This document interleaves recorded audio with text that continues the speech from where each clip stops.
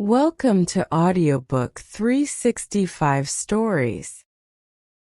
Come, tell me where I can find a woman who can love with a true heart, and I will travel around the world to sit one moment at her feet.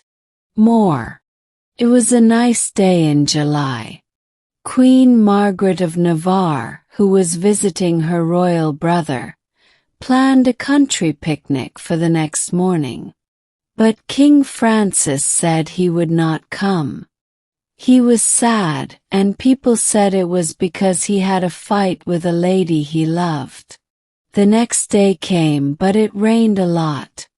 The sky was dark, and all the plans for the picnic were ruined. Queen Margaret was angry and bored. Her only hope to have some fun was to talk with Francis, but he had closed his door and stayed alone. This made her want to see him even more. She went into his room. Francis was standing at the window. Rain was hitting the glass loudly, and he was writing on the glass with a small diamond. Only two beautiful dogs were with him. When Queen Margaret came in, he quickly pulled down the silk curtain in front of the window and looked a bit embarrassed. "What secret are you hiding, my king?" said the queen. "Your face is red. I must see what you wrote." "It is a secret," said the king. "So, my sweet sister, you may not see it." This made Margaret even more curious. She playfully tried to find out. Last, Francis gave up. He lay down on a big sofa with a high back. Margaret smiled and pulled the curtain back to read the words. Francis became serious and thoughtful. He was thinking about the reason why he wrote something bad about all women. "What is this?" said Margaret. "This is almost an insult to the king. Women often change. Foolish is the man who trusts them. A small change would make this better. Should be. Men often change. Foolish is the woman who trusts them.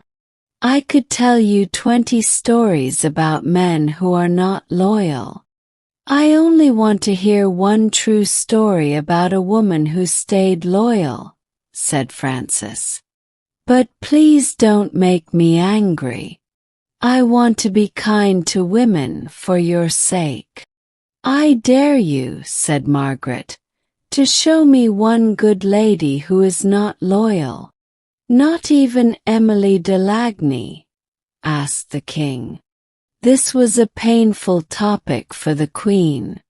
Emilie had grown up in Queen Margaret's own house. She was the most beautiful and the most good-hearted of all her ladies. Emilie had loved the Sire de Lagny for a long time, and they had a happy wedding. But the happiness did not last long. Just 1 year later, de Lagny was accused of giving a fortress to the emperor on purpose.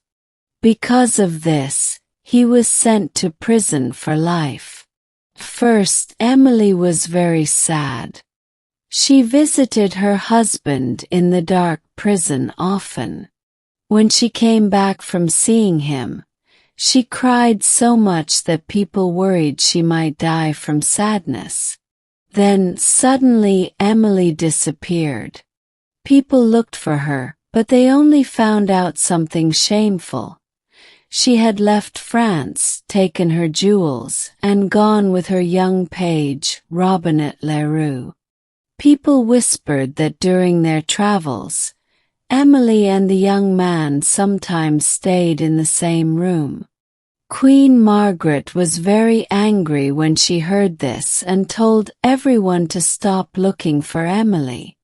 Now, when her brother made fun of her, Margaret tried to protect Emilie. She said she believed Emilie had done nothing wrong. She even said proudly that within 1 month, she would prove Emilie was innocent. "Robinett was a handsome boy," said Francis, laughing. "Let's make a bet," said Margaret. "If I lose, I will keep your terrible poem as my motto and carry it in shame until I die. But if I win, I will break my window and give you whatever you ask," said the king. This bet became a famous story told by many singers and poets. Queen Margaret sent out 100 people to search. She also offered rewards for any news about Emilie, but no one could find her. The month was almost over, and Margaret would have given many expensive jewels to keep her promise. The day before the month ended, the man who kept the prison where Delagny stayed came to speak with the queen. He brought a message from Delagny. The knight said that if Queen Margaret would ask the king to forgive him, and if she could bring him in front of the king, then she would win the bet. Queen Margaret was very happy and quickly agreed. Francis didn't want to see his old servant, who he thought had betrayed him. But he was in a good mood because that morning a knight had brought good news of a big win against the emperor's army. In the message, this knight was called the bravest and boldest man in all of France. The king gave him many gifts, but he was sad that the knight would not show his face or say his name, because of a promise he had made. That same evening, as the sun went down and shone on the window where Francis had written his unkind poem, he was resting again on the same big sofa. Queen Margaret sat next to him, her eyes shining with victory. The prisoner was brought in with guards. He looked weak from suffering, and he walked slowly and unsteadily. He knelt down in front of King Francis and took off his hat. Long, beautiful golden hair fell down over the thin face and pale skin of the person on the ground. "We have a trick here," shouted the king. "Jailer, where is your prisoner?" "Sire, please don't blame him," said a soft, shaking voice. "It was Emilie. Even wise men have been fooled by a woman. My dear husband did not do the bad thing people said he did. There was only one way to save him. I took his place in prison. He escaped with Robinett Leroux, wearing my clothes. He went to your army. The brave young knight who brought the message to you, the one you gave many gifts to, was my own husband, Gerard Delagny. I waited for him to bring proof of his innocence before I told the truth to the queen. Now has she not won her bet? And the gift she asks for is Delagny's pardon," said Margaret, as she also knelt in front of the king.